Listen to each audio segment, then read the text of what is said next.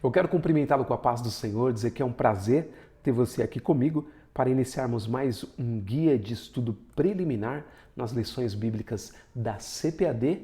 Dessa vez a gente vai falar sobre essa importante lição de número 9, orando e jejuando como Jesus ensinou. Esse é um tema fundamental para a vida cristã e está dentro desse tema geral sobre os valores do reino de Deus, a relevância do Sermão do Monte para a Igreja de Cristo. Então, talvez seja um dos temas mais importantes aqui dentro dessas 13 lições desse trimestre. Então, vale a pena a gente dar uma olhada nesse assunto, tá? Meu pedido a você é que curta o vídeo, compartilhe, faça comentários, sugestões. Você pode baixar esse material e modificar, usar do jeito que você quiser, ampliar, melhorar, do jeito que você achar melhor, você pode fazer. E passar para outras pessoas também, tá? O nosso intuito aqui é auxiliar, ok? E aí, a gente tem como texto áureo dessa lição em Atos 13, versículos 2 e 3, que diz o seguinte: Disse o Espírito Santo, apartai-me a Barnabé e a Saulo para a obra que os tenho chamado. Então, jejuando e orando, impondo sobre eles as mãos, os despediram. Olha que coisa extraordinária.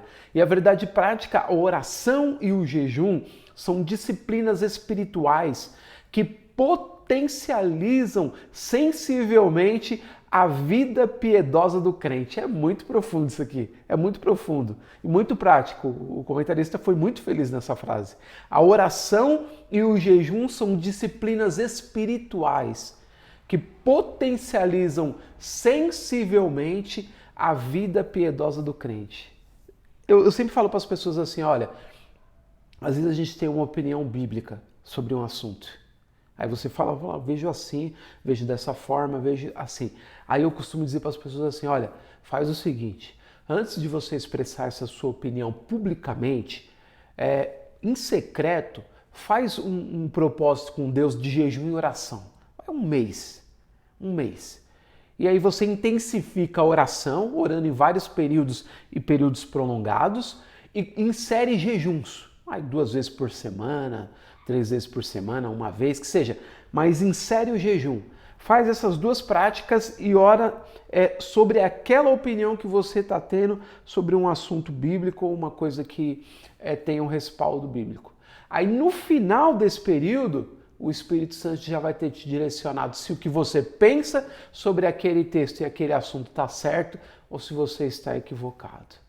E muitas vezes, quando a gente dá opinião bíblica só com a interpretação do texto, comparando o texto com o texto, mas não tem o acompanhamento da oração e do jejum, a gente incide em erro.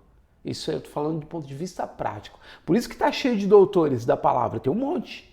A internet está cheio de gente que vamos discutir tal assunto, é isso, é aquilo, coloca uma série de questões, fica aquela discussão. Mas do ponto de vista prático, muitas das vezes aquela pessoa lá que está cheia de autoridade bíblica, espiritualmente, ela está numa situação complicada. Às vezes, espiritualmente está morto, vivendo de aparência. Está mergulhado num pecado que ele mesmo denuncia. Por quê? Porque não tem o poder da oração e do jejum. A pessoa até nega na sua frente, mas quando você vai ver mais à frente, olha, tá cheio de palavra, mas o coração não tá cheio de fervor. Ou seja, a cabeça tá cheia de letra, mas o coração não tem fervor. E aí você pensa que é uma coisa e não é. Então vale a pena, em tese, falar esse assunto sem acusar A ou B, porque é sempre o tempo que mostra as coisas. E quem já passou por isso ou conhece essa situação como eu, vai entender o que eu estou falando. Então, o segredo está na oração e no jejum. Ou lição boa. A introdução diz o seguinte: nessa lição, aprenderemos acerca da oração conforme ensinada por Jesus Cristo, bem como as lições espirituais do jejum. O Divino Salvador nos assegura que, orando e jejuando ao Pai em secreto, Ele não estará indiferente às aspirações da alma, isto é, às nossas orações. Contudo, é imprescindível que a oração e o jejum sejam realizados da maneira que Jesus ensinou. Por isso, estudaremos um modelo verdadeiro de oração e jejum ensinado pelo Senhor Jesus no Sermão do Monte. Então isso é coisa maravilhosa. E aí, a leitura bíblica em classe está em Mateus, no capítulo 6, versículo 5 ao versículo 18. Você pausa aqui a lição, faz a sua leitura na sua Bíblia. Por quê? Porque na sua Bíblia você já faz as marcações. Eu costumo dizer que a revista, depois você pega, a maioria das pessoas descarta. Descarta. Algumas colecionam as revistas, mas outras descartam. Só que o mais importante não é o que está comentado na revista, mas o que está no texto bíblico. Então você vai lá na sua Bíblia mesmo, que é a sua ferramenta. A sua ferramenta que você usa comumente. E faz as marcações. Põe marca-texto, não tem problema não. Não tem problema não. Faz marcação na sua Bíblia. Deixa ela bonitinha não. Enche de marcação, anotação, para quando você voltar naquele assunto, a sua mente trazer de volta, sua memória trazer aquilo que foi absorvido nessa lição, ok? E aí, que é o tópico importante, onde eu coloco a espinha dorsal da lição, tá aqui os 3 tópicos que vão ser tratados nela pelo comentarista. A oração é um diálogo com o Pai. 2, a oração que Jesus ensinou. E 3, oração e jejum e os subtópicos. Você pausa, dá uma leitura assim, o que vai acontecer? Você já vai ter na sua mente o trajeto, ok? Que o comentarista vai ter do começo ao fim da lição. Isso agiliza o seu processo de assimilação. E aí, aqui, que beleza, olha só, todas as referências bíblicas que o comentarista colocou em cada subtópico. Por que isso é importante? Eu costumo dizer que o texto bíblico é mais importante que o meu comentário. O meu comentário é uma paráfrase do texto, ok? Isso qualquer um pode fazer e pode fazer diferentemente. Mas o que sempre fica em essência não é o que eu falo com o meu comentário, é que o que o texto diz, comparando escritura com escritura. Então você pega aqui antes mesmo de ler, o que o comentarista colocou, apenas o título do subtópico, por exemplo, o primeiro, a natureza da oração. Aí lê a natureza da oração, olha que extraordinário. Lê toda a sequência de texto que está aqui. Aí você volta e faz a leitura que o comentarista deixou. Aí você vai fazendo a leitura e lembrando, e volta na referência, ou seja, você vai absorver muito mais o conhecimento bíblico, ok? Então eu espero que isso seja útil para você também. E aí a conclusão da lição é o seguinte: o cristão que conhece a palavra de Deus sabe da importância da oração e do jejum como exercícios espirituais. 1 Timóteo 4:8. Pela prática de ambos, o crente estará mais sensível ao Espírito Santo. Presta atenção.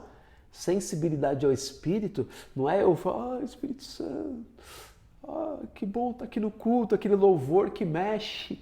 Sabe, aquilo é gostoso, né? Aquela esfera espiritual é gostosa. Mas o que sensibiliza mesmo, o que abre a porta, o que traz intimidade com o Espírito Santo, é joelho no chão, é jejum, é fechar a boca para alimentos em determinados dias, para água, para tudo, e consagrar a Deus passando um pouquinho de fome e oferecendo aquilo em sacrifício para a glória de Deus.